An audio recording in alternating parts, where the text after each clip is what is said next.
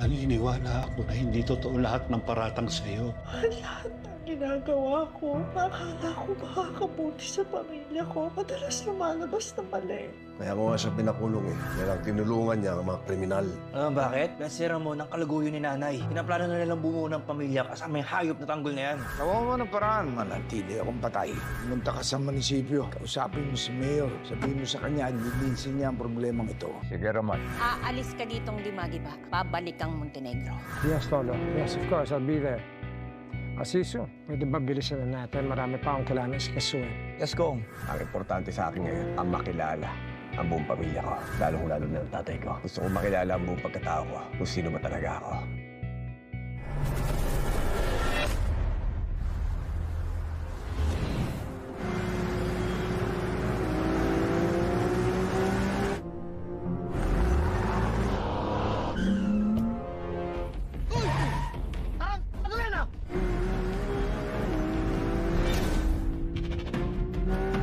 Tanggol, kumalma ka. Tingnan mo yung plaka. Mukhang may posisyon sa gobyerno. Sila uli na! Munti ka na sa tanggol na! Taranto ka mo ito ah! Dapat yun lang yata niya yung lisensya eh!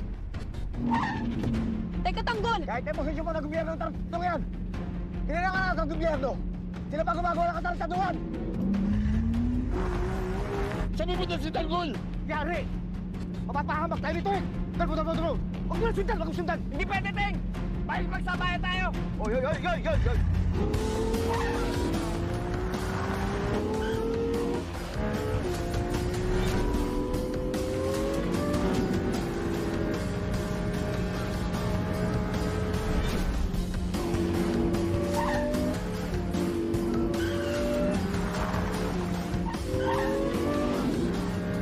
Loko to! Sinigitan tayo! Don't have time for this. Unahan niyo na!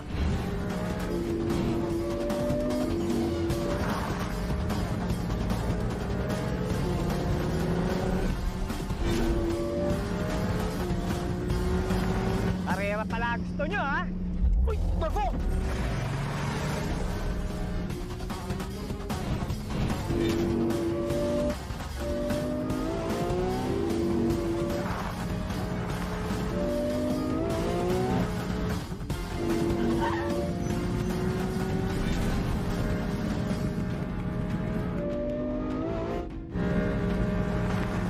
Ayaw niyo magpatalo mga tado kayo, ha?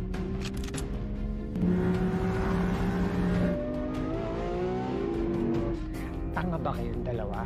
Ha? Baka mabidyoan tayo. Takutin nyo lang. Yes, Kong.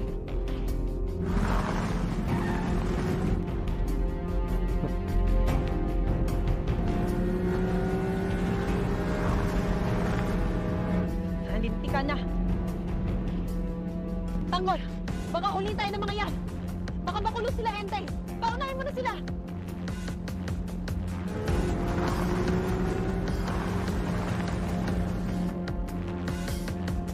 Yung mga yan, pasalamat na may pupuntahan tayo.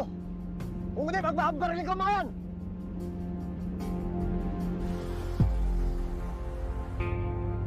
Kita mo? Dinagpulasan din sila na parang daga. Magsasayang ka pa ng bala para dyan. Ha? Sensya na ako.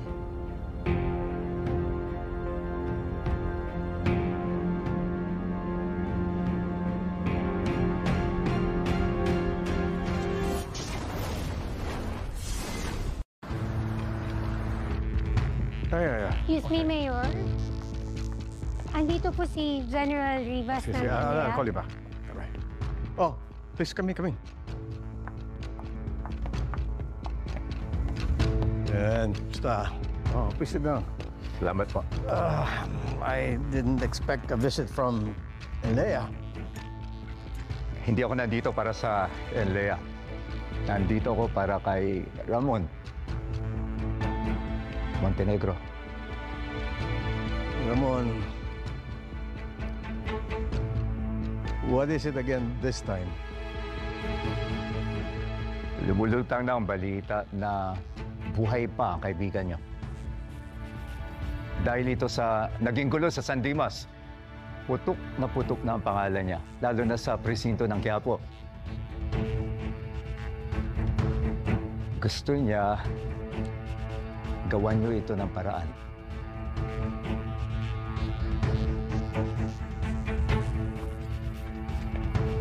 Sandali nga.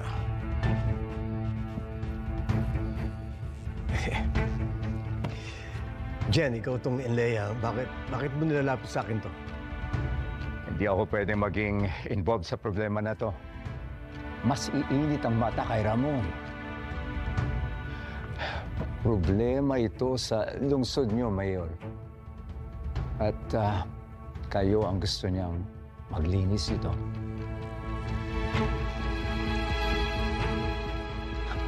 Sige, ako nang bahala.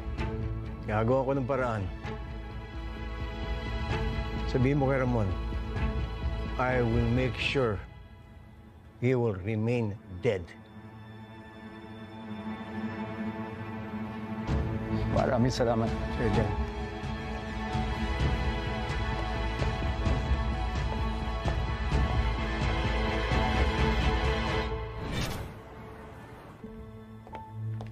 Sir.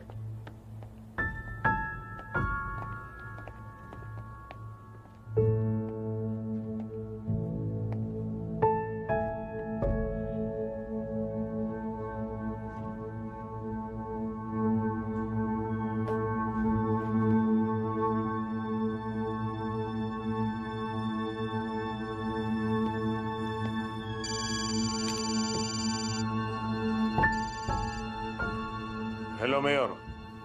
Colonel, lumulutang ang pangalan ni Ramon Montenegro. Maingay ang balita. Masakit sa tenga. Oo nga po eh. May nagsasabi nga pong buhay pa yung high-profile na drug lord na yun na nagsimula ng gulo sa San Dimas. Pero ang sinasabi sa record, patay na yan, hindi ba? Yes, sir. Keep it that way then. Pero tiliin mong patay na yan taong yan. Nagkaintindihan ba tayo? Isara mo na yung kasong yan as soon as possible. Pero Mayor, marami po sa mga kasamahan ko na namatay dahil sa... Colonel, bakit mo pinaproblema yan? Eh, di bigyan natin sapat na buloy, pera ang mga namatayan, tatahimik ang lahat ng yan. Siguraduhin mo lang mananatiling patay si Ramon Montenegro. At huwag mong kakalimutan kung sino ang naglagay sa iyo sa pwesto mo niyan. Hindi ba ako? Hayaan niyo po. Papatayin ko na ang kasong ito. Totoong patay na si Ramon Montenegro. Ayan, mas maganda pakinggan yung patay na ang isang kriminal, hindi ba? Ikaw na bahala dyan.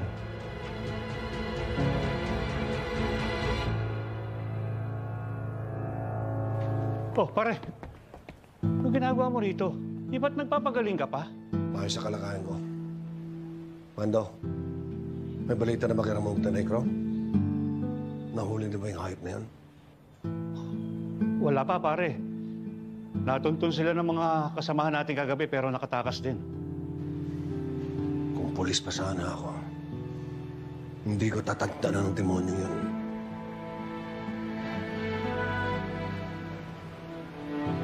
Nandiyan na ba yung bagong station commander? Oo, pare. Si Colonel Romero. Nasa opisina niya ngayon. Sumama mo ako, kakusapin ko siya. Bakit? Ano sasabihin mo sa kanya? Sabihin ko na tutulong ako sa paghahanap kay Ramon Montenegro. Hahanapin ko sa Mando. Kahit sa pinakadulo ng impyerno.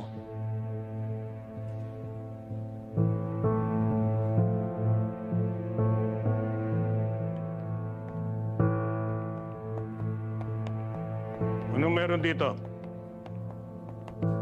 Sino to? Sir, si Rigor de Magiba, sir. Dati natin pulis dito. Sir.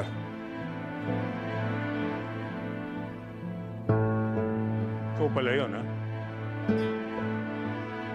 Anong ginagawa mo dito? Colonel, ipapaalam ko lang sana yung paghahanap kay Ramon Montenegro, sir. Anong pinagsasasabi mo? Nabasa ko na ang report. Patay na si Ramon Montenegro. At ikaw pa mismo ang nakapatay sa kanya. Sir, buhay po si Ramon Montenegro. Ako po mismo ang saksi ng buhay ng demonyo yun, sir. Sinugod niyo yung bahay namin. Hindi ko po alam, sir, kung paano niyo natakasan yung kamatayan. Pero buhay siya, sir. At habang buhay ang demonyo yun, sir, hindi matatahimik ng Quiapo. Ang galing mo rin gumawa ng kwento. Unang-una, sirang-sira ang reputasyon mo rito. Pangalawa, hindi ba't ikaw ang bumugbog kay General Pacheco? Alam niyo bang na naging opisyal ko si General Pacheco nung nagsisimula pa lang ako? Mabait sa akin yun. Kaya't hanggat hindi nakikita ng dalawang mata ko na buhay pa si Ramon Montenegro, consider him dead!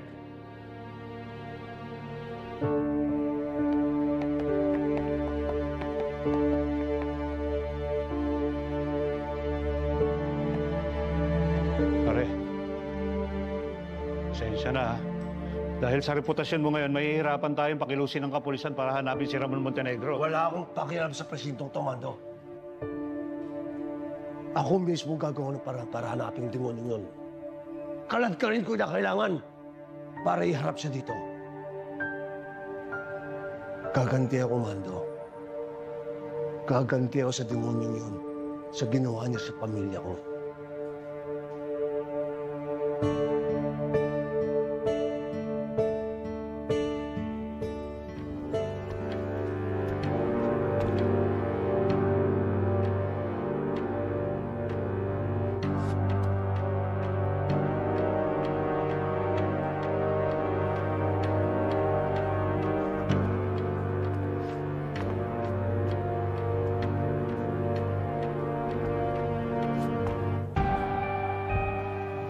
Ano? Masaya ka na? Nakita mo na kung anong nagawa ng pangangaliwa mo? Pati si David, nadamay! At dahil dyan sa kabit mo at sa anak mo,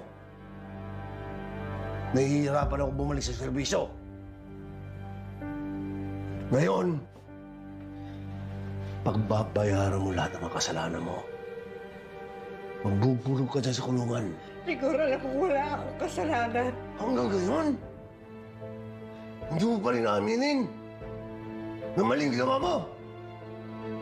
Pinatakas mo ang dalawang demonyo. At sigurado ako, nakaplano yung lahat ng yun. Pero huwag ka mag-alala. Malit ang mundo, Marites. Matutugis ko rin sila. At totohanin ko na ang matagal na nilang pinipilit tungkol kay Ramon. Papatayin ko siya kasama ng anak mo si Tanggol.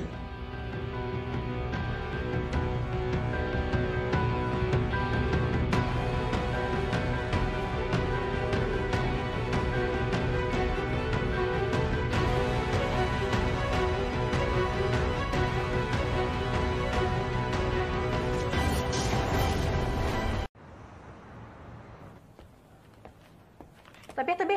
Sige dyan. Di magi ba? Piyansado ka na. Wow, ano nyo? Laya na ako lang na dito. Dito ba ako ta? Balik ka. Sige ah. Ingat. Salamat. Talaga ho? Oo. Halika na. Ingat.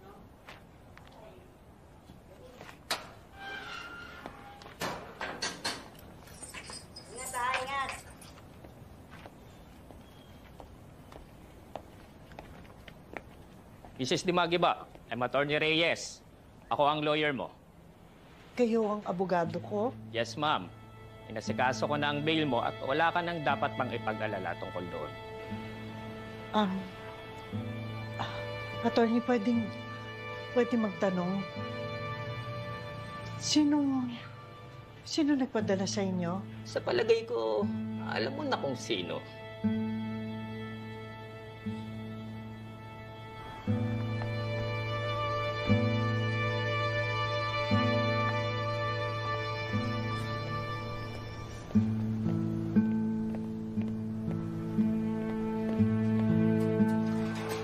Pasok po kayo.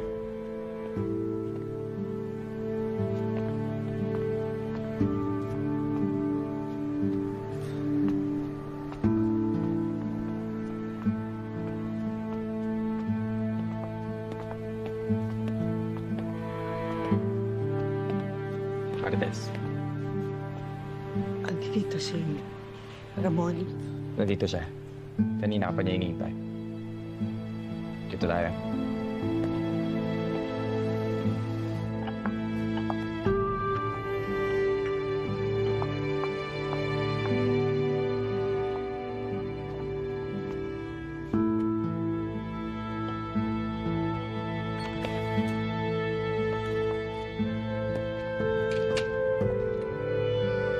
Mabuti ligtas ka.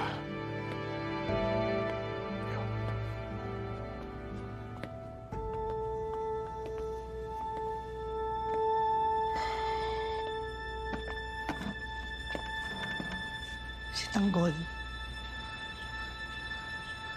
Kamusta si Tanggol? Pinaniwanag ko sa kanya lahat. Nahihirapan siyang tanggapin ang katotohanan.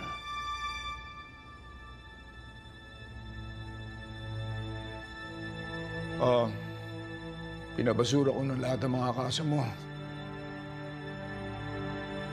Di na tayo habulin ng batas. Siguraduhin ko sa iyo. Yun na nga eh. Dapat hindi mo na ginawa yun. Kapag nalaman ni Rigor na nakalaya ako, sigurado ako malaking gulo na naman ito. Wala akong pakialam sa pulis na yun. Gusto ko lang matapos ang pagtutuos namin. Dahil nalaman ko ang tangkang pagpatay niya kay Tanggol. Ramon, tama na. Lubayan mo na siya. Kaya nga ako pumayag makipagkita sa iyo ngayon kasi gusto ko sabihin sa iyo na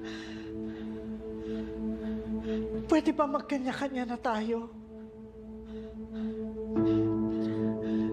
Nagpapasalamat ako ng malaki dahil pinalaya mo ko, pero Ramon, huwag mo nang palalain yung sitwasyon. Kaya kita pinapunta dito dahil gusto kitang makausap. Gusto kitang bigyan ng pagkakataon magkaroon ng maayos na buhay. Malayo sa lahat ng mga problema mo ngayon.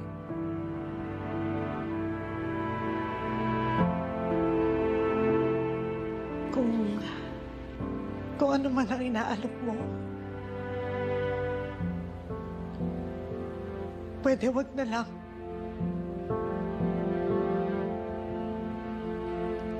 Dapat nga pinabayaan mo na lang ako sa kulungan. Inaka ng anak ko. Responsibilidad kita. Hindi kita basta na lang pwedeng pabayaan sa loob ng bilangguan matapos yung pangyayari sa San Dimas. Yun na nga eh. Yun nangyari sa San Dimas. Dapat nga hindi nangyari yun eh. Ramon, nakiusap ako sa'yo para kay David. Dapat hindi ka basta-basta sumugod doon. Kailangan pagbayaran niya lahat ng panluloko niya sa amin. Isasama ko na doon si Rigor. Ramon, tama na. Pinagtatanggol mo pa rin sila. Paulit-ulit ka na lang sinasaktan ni Rigor. Alam ko yun. Alam ko yun.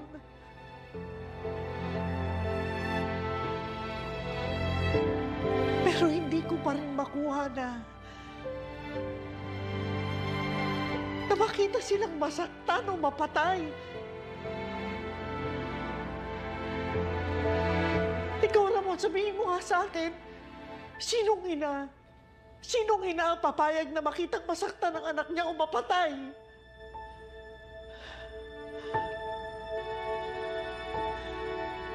Kaya nakikiusap ako sa'yo. Tama na, Ramon. Itigil na natin to para matigil na rin yung paulit-ulit na gulo na dinadala mo sa buhay namin. Ipaubaya mo na sa akin si Rigor at saka si David.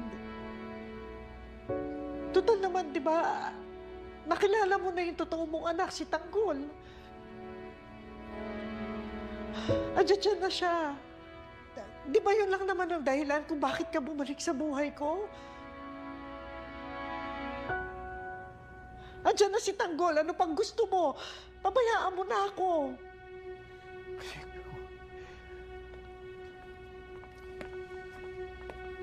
Hindi ganon kadali yun.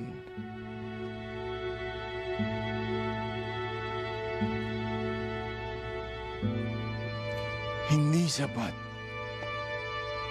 na makilala ko lang ang anak natin. Kailangan niya ng ina na gagabay sa kanya. Buhay natin ang pamilya natin. Ako, si Tanggol, at ikaw. Ramon, alam mo, hindi pwedeng mangyari yung gusto mo.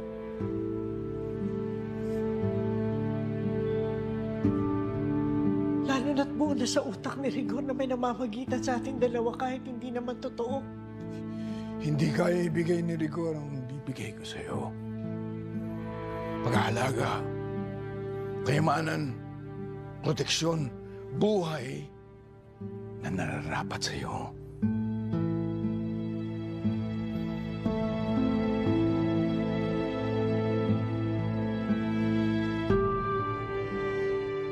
Ano ginagawa sa akin to?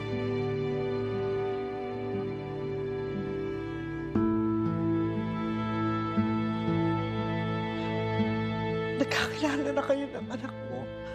Sapat na yung para layuan mo ako. Hindi mo na ako kailangan.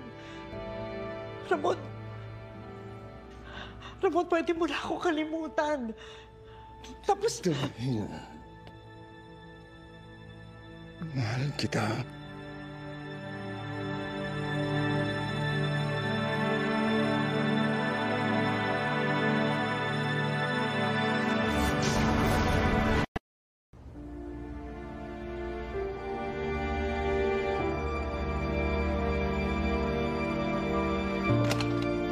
Marites, sandali Marites. Sandali, hindi mo pa nakikita. Nagtagpo kami ng anak natin. Pinaglalapit kami. Pinaglalapit tayo ng pagkakataon. Nung muntik nang malmiligro ang buhay ko, niligtas mo ako. Nilagaan mo ako. Nung kailangan mo ng hingaan, hinayang mo alagaan kita.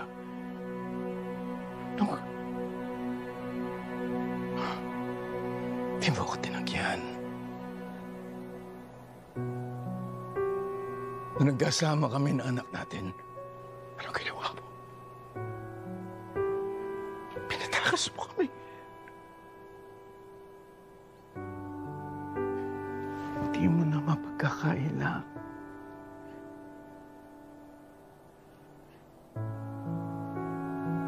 Pinahalagaan mo kami.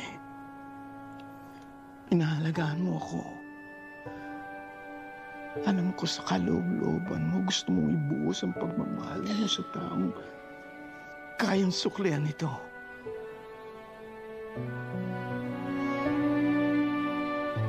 May dahilan ng tadhana kung bakit tayo pinagtatakpo. At ito na yun. Buhay natin ang pamilya.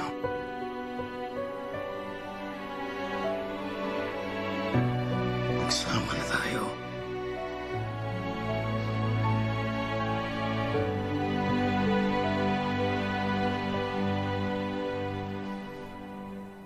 Ngayon sabihin mo sa akin,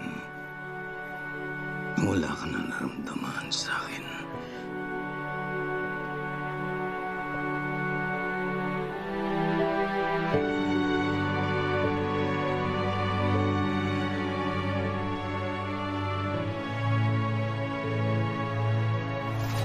Bulag ka ba? Tignan mo naman yung binataanan mo. Sensya na po, hindi po sinasadya ng asawa ko. O eto, sinasadya na. Alis na lang po kami. Yung wallet niyo po yata nalaglag. Hindi sa akin to. Doon yan doon sa mamang kalbo kanina. Kung nagbanggaan kayo, di ba sir? Eh, sa kanya nga yan. Babalik niyo naman, di ba, kuya? Papunta na sila. Si Fatima na ang bahala. Sige, akin talaga. Dinala niyo. Bakit? 10,000 na lang to. Kanina nakita ko ang daming laman eh. Di ba? Nakita niyo din? Oo. Modus to, no? Magkakasabot na yung lahat, eh. Uy, kaya Tumawag tayo ng pulis. Sige. Ba't pa rin ka?